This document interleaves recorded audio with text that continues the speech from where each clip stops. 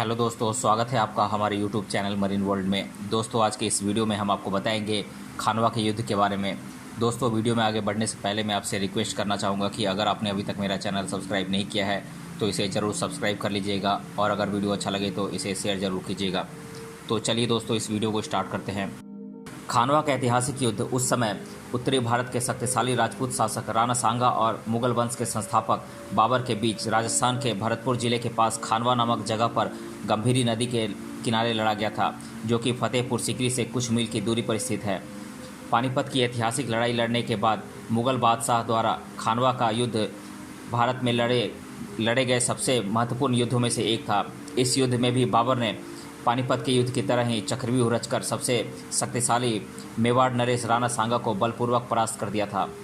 वहीं इस युद्ध में राणा सांगा की हार के बाद राजपूतों का भारत में हिंदू साम्राज्य स्थापित करने का सपना चकनाचूर हो गया था और राजपूतों की शक्ति बहुत कमज़ोर पड़ गई थी।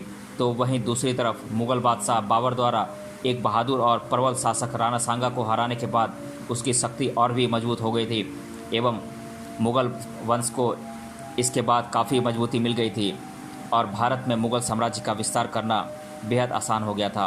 वहीं खानवा का ऐतिहासिक युद्ध होने के पीछे इतिहासकारों द्वारा कई तर्क दिए जाते हैं। आइए जानते हैं हम इस महत्वपूर्ण लड़ाई के बारे में। खानवा का युद्ध हुआ था 17 मार्च 1527 ईस्वी में और खानवा का युद्ध लड़ा गया था राजस्थान में भरतपुर के पास फतेहपुर सीकरी से कुछ मील की दूरी पर। और यह युद्ध हुआ था राजपूत शासक राणा सांगा और मुगल बादशाह बाबर के बीच। सत्तासीन होने के लालच में इतिहास में कई युद्ध हुए हैं और उन्हीं युद्धों में से एक है खानवा का प्रसिद्ध युद्ध, जो कि शक्तिशाली राजपूत शासक राणा सांगा और मुगल सम्राट बाबर के बीच लड़ा गया था। दरअसल उस समय राजपूत नरेश राणा सांगा दिल्ली में लोधी वंश का खात्मा करके खुद दिल्ली में काबिज होना चाहता था। वहीं लोधी वंश का खात्मा करने के लिए राणा सांगा और दौलत खान लोधी ने बाबर को भारत में आने का न्योता यह सोचकर दिया कि अन्य मुस्लिम शासकों की तरह बाबर भी भारत में लूटपाट मचाकर वापस चला जाएगा और दिल्ली के राज सिंहासन पर वे बैठ सकेंगे। लेकिन बाद में जब बाबर ने भारत में ही राज करने का फैसला किया और वापस नहीं लौटा, तब राजपूत नरेश राणा सांगा और बाबर के बीच भयंकर संघर्ष छिड़ गया, जो कि बाद में खानवा के युद्ध के नाम से प्रसिद्ध हुआ। आइए जानते हैं खानवा के युद्ध होने के कुछ प्रमुख कारणों के बारे में। इतिहासकारों के माने तो उत्तरी भारत के सबसे शक्तिशाली शासकों में से एक माने जाने वाले राणा सांगा, जिन्होंने अपने राज्य की सीमा आगरा तक बढ़ा ली थी। राणा सांगा भारत में लोधी वंश को जड़ से खत्म करना चाहते थे, लेकिन उन्हें मुगल बादशाह बाबर से यह खतरा था कि कहीं लोधी वंश का अंत करके वह खुद न अपना राज्य स्थापित कर ले। सन 1526 ईस्वी में पानीपत की लड़ाई से पहले मेवाड़ के शक्तिशाली राजपूत शासक राणा सांगा ने मुगल सम्राट बाबर से यह वादा किया था कि लोधी वंश का खात्मा करने के लिए जिस समय बाबर दिल्ली में आक्रमण करेगा, उसी समय राणा सांगा भी लोधी का ध्यान भटकाने के लिए आगरा में आक्रमण कर देंगे। वहीं जब इब्राहिम लोधी और बाबर के बीच पानीपत की लड़ाई में बाबर ने दिल्ली पर हमला किया, उस समय राणा सांगा ने अपने वादे के विपरीत हाथ पर हाथ धरे बैठे रहे और इब्राहिम लोधी के खिलाफ बाबर के सैन्य अभियान में कोई मदद नहीं की, जिससे बाबर गुस्से में आग बबूला हो गया और उसने मेवाड़ के शासक से इसका बदला लेने के लिए युद्ध का फैसला किया, जो कि बाद में खानवा के युद्ध के रूप में मशहूर हुआ। पानीपत की लड़ाई में मुगल बादशाह बाबर की जीत के बाद जब उसे दिल्ली और आगरा का शासक बनाया गया था, तब उस समय सबसे शक्तिशाली शासकों में से एक राणा सांगा ने उसे दिल्ली का बादशाह मानने से इनकार कर दिया था, क्योंकि वह खुद दिल्ली की बादशाह चाहता था और यह भी खानवा के युद्ध लड़ने की एक प्रमुख वजह बनी। खानवा का ऐतिहासिक युद्ध होने को लेकर कुछ इतिहासकारों का मानना था कि राजपूत शासक राणा सांगा और मुगल सम्राट बाबर दोनों ही दिल्ली की तख्त पर अपना प्रभुत्व जमाना चाहते थे और दोनों ही सम्राटों की महत्वाकांक्षी योजनाओं की वजह से खानवा का युद्ध छिड़ गया था। दरअसल बाबर अफगानों की सत्ता को कुचलकर संपूर्ण भारत को रौंदना चाहता था और खुद सत्तासीन होना चाहता था, जबकि राणा सांगा अफगानों की सत्ता को समाप्त कर हिंदू राज्य की स्थापना करना चाहते थे, जिसकी वजह से दोनों शासकों के बीच भयानक संघर्ष छिड़ गया था। लेकिन इस युद्ध में राजपूत शासक का यह सपना पूरा नहीं हो सका। खानवा के युद्ध होने को लेकर कुछ इतिहासकारों के अनुसार मेवाड़ के सबसे ताकतवर और प्रभावशाली शासक राणा सांगा यह सोचते थे कि दिल्ली से लोधी वंश का खात्मा कर मुगल सम्राट बाबर भी अन्य मुस्लिम शासकों की तरह भारत से लूटपाट कर वापस समरकंद लौट जाएगा। और वह दिल्ली सल्तनत की गद्दी पर बैठकर अपना शासन कर सकेंगे। लेकिन ऐसा नहीं हो सका। मुगल सम्राट बाबर ने इब्राहिम लोदी को पानीपत की लड़ाई में हरा दिया और खुद दिल्ली के सिंहासन पर बैठ गया। वहीं भारत में मुगल साम्राज्य की स्थापना होता देख राणा सांगा क्रोधित हो उठे, क्योंकि उस समय उत्तरी भारत के वे सबसे ताकतवर और कुशल सेनापति थे जिसने अपने राज्य का काफ़ी विस्तार कर लिया था।